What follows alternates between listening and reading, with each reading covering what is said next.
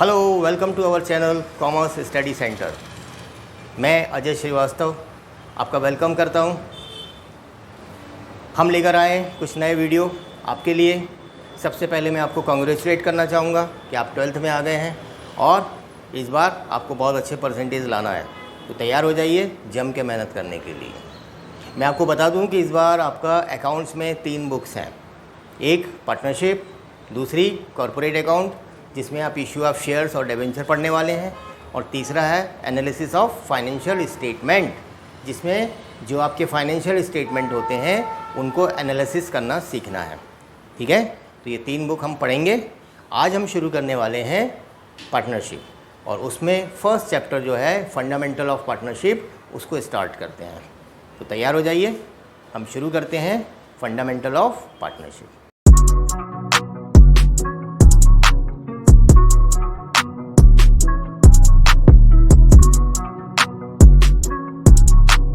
इससे पहले कि मैं आपको पार्टनरशिप के बारे में कुछ बताऊं, सबसे पहले मैं ये आपको बता दूं कि आपने 11th क्लास में फॉर्म्स ऑफ बिज़नेस पढ़ा हुआ है। फॉर्म्स ऑफ बिज़नेस में आपने क्या पढ़ा था? आपने पढ़ा था बिज़नेस करने के अलग अलग फॉर्म्स होते हैं। जैसे पहला होता है प्रोप्राइटरी, यानी एकल व्यापारी। सिंगल आदमी अगर कोई बिज़नेस करता है तो उसको प्रोप्राइटरी बोलते हैं। 2 या 2 से ज़्यादा लोग मिलकर अगर कोई बिज़नेस करें तो उसे पार्टनरशिप कहते हैं। फिर एक फॉर्म हमारा प्राइवेट लिमिटेड कंपनीज़ का है, और फिर एक लिमिटेड कंपनीज़ का है। तो इसी फॉर्म्स ऑफ बिज़नेस में हम इंट्रोड्यूस करने वाले हैं पार्टनरशिप अकाउंट्स को। ये हमारा सेकंड फॉर्म ऑफ बिज़नेस है। ठीक है, तो हम पार्टनरशिप में पढ़ेंगे कि कैसे पार्टनरशिप में बिज़नेस किया जाता है और उसका अकाउंटिंग एस्पेक्ट क्या है। तो सबसे पहले मैं आपको ये बता दूं कि जब भी हम अकाउंट्स के बारे में पढ़ते हैं, पार्टनरशिप अकाउंट्स के बारे में, तो ये आपको जानना चाहिए कि पार्टनरशिप क्यों की जाती है और इसके बेनिफिट क्या हैं। पार्टनरशिप इसलिए की जाती है कि अगर आपको ऐसा लगता है कि सिंगल यानी प्रोप्राइटरी बिज़नेस जो किया जा रहा है उसमें कैपिटल उतना नहीं मिल पाता जितना आपकी रिक्वायरमेंट है, तो आपको कैपिटल ज़्यादा चाहिए, तो आप कुछ लोगों को अपने साथ जोड़ लेते हैं, है ना, और एक पार्टनरशिप फर्म बना लेते हैं। जब लोग जुड़ते हैं तो उसमें आपका कैपिटल का कंट्रीब्यूशन भी करते हैं, और वही कंट्रीब्यूशन से आपकी कैपिटल बढ़ जाती है। तो अगर आप कोई बड़ा बिज़नेस करना चाहते हैं तो एज ए प्रोप्राइटर ये पॉसिबल नहीं होता, क्योंकि आपको फंड्स ज़्यादा चाहिए होते हैं, और फंड्स अरेंज करने के लिए आप पार्टनरशिप में आ जाते हैं। एक रीज़न हुआ। दूसरा रीज़न होता है कि हो सकता है कि आप कोई मैन्युफैक्चरिंग कंपनी चला रहे हों, वहाँ पर आपका प्रोडक्शन का जो बंदा है वो बहुत अच्छा काम कर रहा है, और आपको लगता है कि ये चला ना जाए छोड़ के, क्योंकि हमारा सारा बिज़नेस इसी के बेस पर है। तो आप उसको पार्टनर बना लेते हैं कि आ जाओ भाई मेरे साथ पार्टनर बन जाओ, हम आपको प्रॉफिट में से भी शेयर देंगे। तो दूसरा रीज़न ये है कि आप किसी इम्पोर्टेंट आदमी को चाहते हो रिटेन करना, रोक कर रखना, तो आप उसको लेकर पार्टनरशिप स्टार्ट कर देते हो। इसी तरह तीसरा रीज़न भी, या यही पॉइंट आगे बढ़ाएं कि कोई सेल्स मार्केटिंग में एक्सपर्ट है, आपके प्रोडक्ट को फटाफट सेल कर देता है और जल्दी से आपके लिए फ़ंड्स अरेंज कर देता है, तो ऐसे सेल्स मार्केटिंग वाले बंदे को भी आप पार्टनरशिप में ले आते हो। तो डिपेंड करता है पार्टनरशिप में आपकी रिक्वायरमेंट क्या है। अब पार्टनरशिप क्या है ये समझ लें एक बार, यानी इसकी डेफिनेशन क्या है। तो जैसे कि बोर्ड पे लिखा हुआ है कि पार्टनरशिप इज़ ए रिलेशन, तो पार्टनरशिप क्या है? एक रिलेशन है बिटवीन पर्सन्स, लोगों के बीच में, who have agreed to share the profit of a business, जो बिज़नेस के प्रॉफिट और लॉस को शेयर करने के लिए एक साथ आए हुए हैं। तो पार्टनरशिप क्या है? एक रिलेशनशिप है, एक रिलेशनशिप है between person who have agreed to share the profit of a business, जो बिज़नेस के प्रॉफिट को शेयर करने के लिए साथ में आए हैं। कैरिड ऑन बाय ऑल, कैसा बिज़नेस? जो सब मिलजुल कर चलाते हों। कैरिड ऑन बाय ऑल, सारे लोग मिलकर चला रहे हों, और एनी ऑफ देम, या उनमें से कोई एक चला रहा हो, एक्टिंग फॉर ऑल, यानी सबके बिहाफ पर। तो पार्टनरशिप में ज़रूरी नहीं है कि सारे लोग बिज़नेस चलाएं, एक भी चला सकता है। अगर सारे चलाना चाहें तो सारे भी चला सकते हैं। तो ये इसकी डेफिनेशन है कि पार्टनरशिप एक रिलेशनशिप है लोगों के बीच में, जो बिज़नेस के प्रॉफिट और लॉस को शेयर करने के लिए एक साथ आते हैं। सारे के सारे मिलकर बिज़नेस चला सकते हैं, या उनमें से कोई एक सबके बिहाफ पर बिज़नेस चला सकता है। तो ये है हमारी पार्टनरशिप की डेफिनेशन। इसको कोशिश करिए आप एज इट इज़ याद कर लेने की। जब भी हम डेफिनेशन पढ़ते हैं तो वो छोटी सी डेफिनेशन होती है। ये एक डेफिनेशन है, और भी कई डेफिनेशन हो सकती है पार्टनरशिप की, और दी भी हुई हैं आपकी बुक में, ठीक है। तो डेफिनेशन से ज़्यादा कुछ क्लियर होता नहीं है। अगर आपको क्लियर कट कुछ समझना है तो आपके उसके फीचर्स या कैरेक्टरिस्टिक समझना पड़ते हैं। तो पार्टनरशिप के फीचर्स क्या हैं इस डेफिनेशन के हिसाब से कि 2 और मोर पर्सन, मिनिमम 2 पर्सन होना चाहिए पार्टनरशिप में। पार्टनरशिप नहीं बन सकती अगर 2 से कम लोग होंगे तो। और मैक्सिमम मान लीजिए अभी कि 50% है जो लॉ अपने को अलाउ कर रहा है कि मैक्सिमम 50 होना चाहिए। तो मिनिमम 2 लोग और मैक्सिमम 50 लोग पार्टनरशिप में होना ज़रूरी है, ठीक है। मैक्सिमम नंबर ऑफ़ पार्टनर्स 50 लोग। अब बात करते हैं एग्रीमेंट की। जब भी अपन पार्टनरशिप करते हैं तो उसमें रिटर्न या ओरल एग्रीमेंट ज़रूर होता है ना। अगर आप रिटर्न में एग्रीमेंट करते हैं तो अच्छी बात है, नहीं करें तो इसमें कोई ज़बरदस्ती भी नहीं है। पार्टनरशिप एक्ट ये बिल्कुल नहीं कहता कि आपको एग्रीमेंट करना रिटर्न में ज़रूरी है, ये आपके ऊपर है। It is at your will. आप चाहें तो एग्रीमेंट बनाएं और चाहें तो ना बनाएं। जो एग्रीमेंट बनाया जाता है उसको अपन क्या कहते हैं, पार्टनरशिप डीड कहते हैं। तो ये आपके ऊपर है कि आप पार्टनरशिप डीड बनाएं या पार्टनरशिप डीड ना बनाएं। बात कर रहे हैं अगर अपन पार्टनरशिप डीड की, तो ये पार्टनरशिप डीड है क्या। पार्टनरशिप डीड वो ऐसा एक डॉक्यूमेंट है जिसमें सारी टर्म्स एंड कंडीशन लिख दी जाती है बिज़नेस की, ताकि फ्यूचर में अगर कोई डिस्प्यूट हो तो इसके बेसिस पर डिसीज़न लिया जा सके।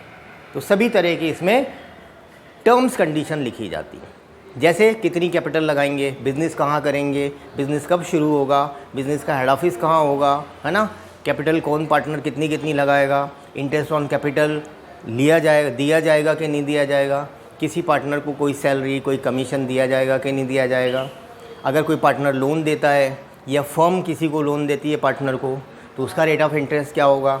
तो ये सारी टर्म्स कंडीशन आप पार्टनरशिप डीड में लिख देते हैं। इसको अभी अपन डिटेल में पढ़ेंगे। इसके बाद आते हैं बिज़नेस। पार्टनरशिप बिज़नेस करने के लिए की जाती है ना, यानी बिज़नेस का मोटिव क्या होता है, प्रॉफिट अर्न करना। तो हर ऐसा काम जिसमें आप प्रॉफिट अर्न करना चाहते हैं उसके लिए पार्टनरशिप की जा सकती है। इसका मतलब कोई ऐसा काम जो चैरिटेबल पर्पस के लिए किया जाए वो पार्टनरशिप की रेंज में नहीं आता। पार्टनरशिप चैरिटेबल काम करने के लिए नहीं है, ये बिज़नेस करने के लिए, प्रॉफिट अर्न करने के लिए। फिर प्रॉफिट शेयरिंग, जो भी बिज़नेस किया जा रहा है उसमें पार्टनर्स का प्रॉफिट शेयरिंग रहेगा, और वो रेशो भी हम लोग डिसाइड कर लेते हैं कि किस किस रेशो में प्रॉफिट को डिस्ट्रीब्यूट करेंगे।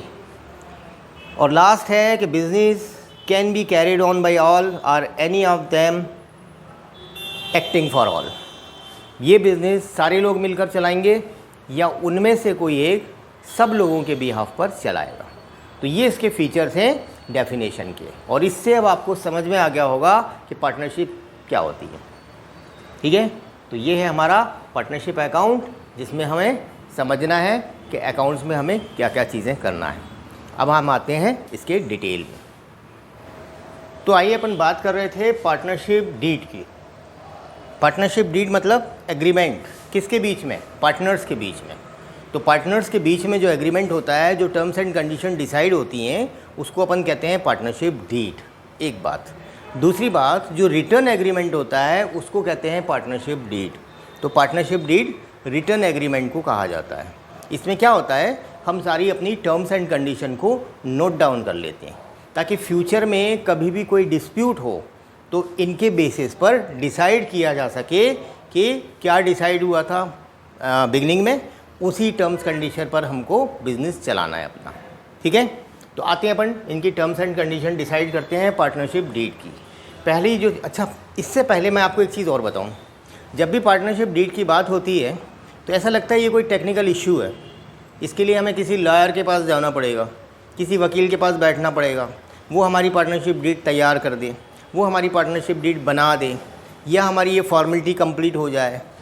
तो देखा आपने, तो इस तरह ये इतना टेक्निकल इशू नहीं है, आप इसको खुद प्रिपेयर कर सकते हैं, है ना। पार्टनरशिप डीड बनाना कोई मुश्किल काम नहीं है। कुछ पॉइंट जो आपके दिमाग में हो उनको लिख लें, आपके पार्टनर्स के दिमाग में हो उनको लिख लें, और उन सारे पॉइंट को हम पार्टनरशिप डीड में इनकॉर्पोरेट कर सकते हैं। तो आइए शुरू करते हैं नंबर 1 से। पहला पॉइंट जो आप लिख सकते हैं वो है डिस्क्रिप्शन ऑफ पार्टनर्स, यानी यहाँ पर आपको पार्टनर्स के बारे में बताना है कि पार्टनर का नाम क्या है, उनका एड्रेस क्या है, उसके बारे में जो भी डिटेल आप देना चाहें वो इसमें दे सकते हैं। फिर है description of the firm, firm के बारे में आप इन्फॉर्म करिए, है ना, कि फर्म आपकी किस नाम से है, उसका एड्रेस क्या है। फिर तीसरा है principal place of the business, फिर आपको बताना है बिज़नेस का प्रिंसिपल प्लेस कौन सा होगा, यानी मेन ब्रांच आपकी बिज़नेस की, मेन हेड ऑफिस आपका बिज़नेस का कहाँ है ना, कहाँ से आप बिज़नेस ऑपरेट करेंगे, ये आपको इसमें मेंशन करना है। फिर है nature of business, nature of business का मतलब होता है कि बिज़नेस आप किस तरीके का कर रहे हैं, मैन्युफैक्चरिंग कर रहे हैं, ट्रेडिंग कर रहे हैं या सर्विस प्रोवाइड कर रहे हैं। तो जो भी आपका नेचर ऑफ़ बिज़नेस हो वो यहाँ पर मेंशन कर दें आप। फिर है कमेंसमेंट ऑफ पार्टनरशिप, कमेंसमेंट का मतलब होता है शुरुआत, पार्टनरशिप की शुरुआत किस डेट से हो रही है वो डेट मेंशन की जा सकती है यहाँ पर। फिर है कैपिटल कंट्रीब्यूशन, कैपिटल कंट्रीब्यूशन का मतलब है जो भी पार्टनर कैपिटल लगा रहे हैं वो कितनी कितनी कैपिटल लगा रहे हैं उनके बारे में डिटेल दीजिए आप, कौन पार्टनर कितनी कैपिटल इंट्रोड्यूस कर रहा है। फिर है इंटरेस्ट ऑन कैपिटल, अक्सर ये होता है कि हम कहीं पैसा बैंक में रखते हैं तो कुछ हमें इंटरेस्ट मिलता है, तो अगर हम कैपिटल पार्टनरशिप में लगा रहे हैं तो वहाँ भी हमें इंटरेस्ट मिलना चाहिए। अगर आप सब ऐसा ही सोचते हैं सारे पार्टनर, तो आप डिसाइड कर सकते हैं कि आपको रेट ऑफ इंटरेस्ट कितना चाहिए जो कैपिटल आप लगा रहे हैं, ठीक है।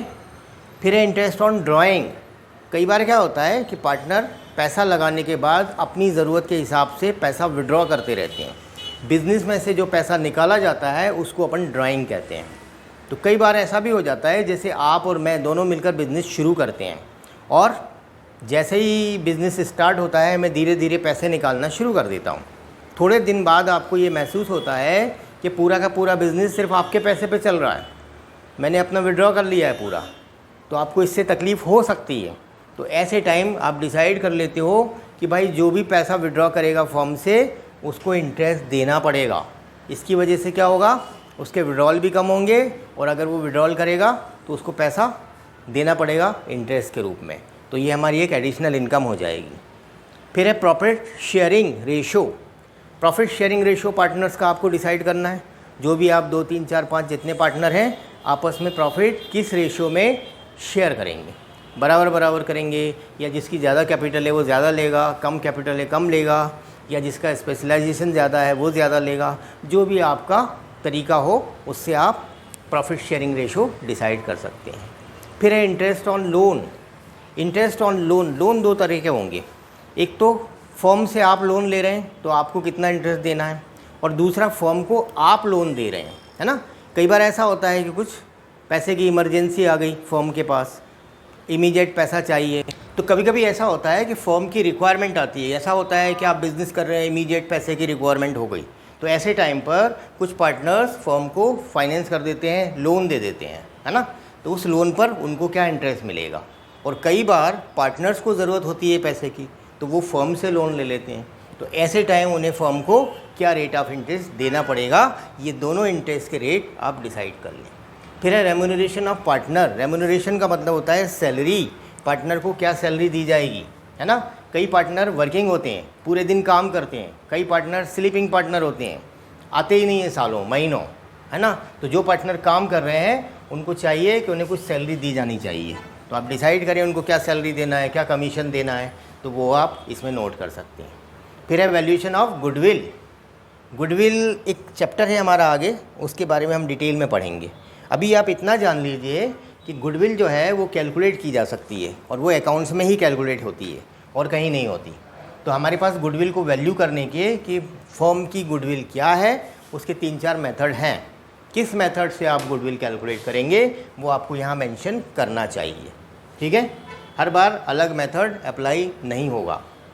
फिर है वैल्यूएशन ऑफ एसेट्स, जब कोई पार्टनर एडमिशन लेता है, रिटायरमेंट करता है या किसी की डेथ हो जाती है, उस समय फर्म की एसेट्स और लायबिलिटी को वैल्यू किया जाता है, तो उसका मेथड क्या होगा वो भी आप डिसाइड कर लें। फिर है सेटलमेंट ऑफ अकाउंट, मान लीजिए कोई पार्टनर रिटायर हो रहा है या किसी की डेथ हो गई है तो उसको पैसा लौटाना पड़ेगा आपको। जब पैसा लौटाएंगे तो फर्म में ऐसे कोई अवेलेबल कैश नहीं होता इतना लंबा चौड़ा कि 10-20 लाख निकाल के दे दिया जाए आपको, जो भी पैसा है वो फर्म की एसेट्स में लगा होता है, उसकी बिल्डिंग में लगा होता है, उसके प्लांट्स में लगा होता है, तो उसको निकालना इतना पॉसिबल नहीं होता। तो आप किस तरीके से सेटलमेंट करेंगे अकाउंट का कि कुछ एक लमसम अमाउंट उसको दे दें और बाद में इंस्टॉलमेंट में उसको देते जाएं, तो वो पूरा प्रोसीजर आपको इसमें मेंशन करना पड़ेगा। फिर है अकाउंटिंग पीरियड। आपको मालूम ही है जब भी बिज़नेस करते हैं तो उसका कोई अकाउंटिंग पीरियड आपको डिसाइड करना पड़ता है जो 12 महीने का होता है। नॉर्मली अकाउंटिंग पीरियड जो होता है वो 1 अप्रैल से 31 मार्च तक होता है ना। तो यहाँ पर भी आपको अपना अकाउंटिंग पीरियड डिसाइड करना है कि 1 अप्रैल से 31 मार्च रखना है, कि 1 जनवरी से 31 दिसंबर रखना है, कि दिवाली टू दिवाली रखना है, कि कोई और तरीका रखना है। 12 महीने का पीरियड डिसाइड करें और मेंटेन करें, वही आपका अकाउंटिंग पीरियड होगा। Rights and duty of partner. यहाँ पर अगर आप पार्टनर्स की राइट और उनकी ड्यूटी अगर डिसाइड कर लेते हैं तो ये एक बहुत बड़ा एडवांटेज होता है। आपको क्लियर कट पता चल जाता है कि पार्टनर के राइट क्या हैं और उनकी ड्यूटीज़ क्या हैं। ठीक है। फिर है ड्यूरेशन ऑफ पार्टनरशिप। कई बार पार्टनरशिप किसी पर्टिकुलर ड्यूरेशन के लिए चलाई जाती है। जैसे एक रोड बनना है मान लीजिए, तो वो 3, 4, 5 महीने में रोड बन के तैयार हो जाता है। अगर आप उसमें पार्टनरशिप कर रहे हैं तो आपकी पार्टनरशिप 4-6 महीने की होगी, साल भर की होगी। इस तरह अलग अलग ड्यूरेशन की पार्टनरशिप होती है। जब वो काम ख़त्म हो जाता है तो पार्टनरशिप भी ख़त्म हो जाती है। तो यहाँ पर आप वो ड्यूरेशन डाल सकते हैं। Bank account operation. जब भी बिज़नेस किया जाता है तो उसमें एक करेंट अकाउंट खोला जाता है और उस करेंट अकाउंट से ही सारे पेमेंट आप अपने बिज़नेस के करते हैं। तो उस पर सिग्नेचर किसके होंगे ना, करेंट अकाउंट में किसके सिग्नेचर होंगे? एक पार्टनर के भी हो सकते हैं, एक से ज़्यादा के भी हो सकते हैं, तो वो आपको मेंशन करना है। इसके बाद है डेथ ऑफ ए पार्टनर। अगर किसी पार्टनर की डेथ हो जाती है तो उसके अकाउंट का सेटलमेंट कैसे करना है। और लास्ट है सेटलमेंट ऑफ डिस्प्यूट।